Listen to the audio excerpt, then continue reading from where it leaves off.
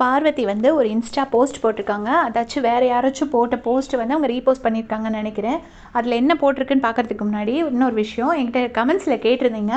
நேற்று பாரு வந்து ஷோ விட்டு வெளியே போகிறப்போ ஒரு கல்லை விட்டு எரிஞ்சிட்டு போனாங்க பிக் பாஸ் ஹவுஸ் மேலே அப்படின்னு சொல்கிறாங்க.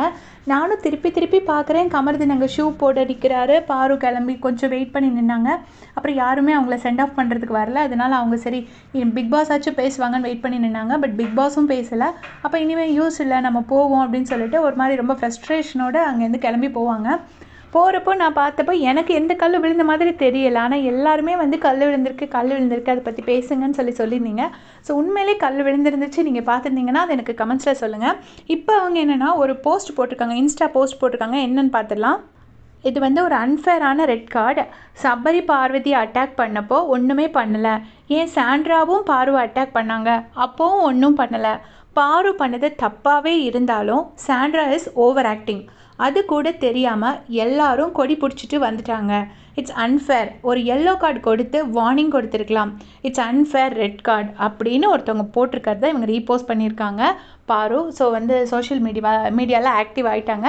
நீ கண்டிப்பாக கொடுப்பாங்க. எல்லாருக்கும் திருப்பி அவங்க என்னெல்லாம் பிக் பாஸுக்கு சொல்லணும்னு நினைக்கிறாங்களோ எல்லாத்தையும் டெஃபினட்டாக சொல்லிடுவாங்கன்னு நான் நினைக்கிறேன்.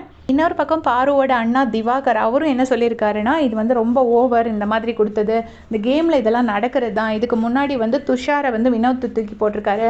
சபரிக்கும் பாருக்கும் தள்ளுமுள்ளு நடந்துச்சு.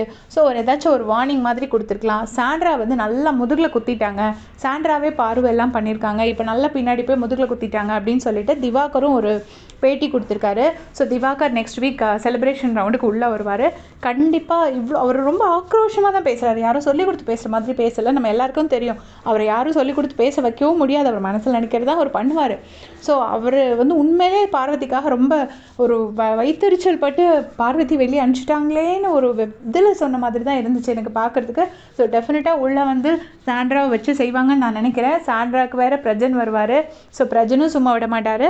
ஸோ ஒரு செலிப்ரேஷன் ரவுண்டில் நிறைய சண்டைகள் இருக்க போகுதுன்னு நினைக்கிறேன். அதை பற்றி உங்களுடைய கமெண்ட்ஸை சொல்லுங்கள். தேங்க்ஸ் ஃபார் வாட்சிங்.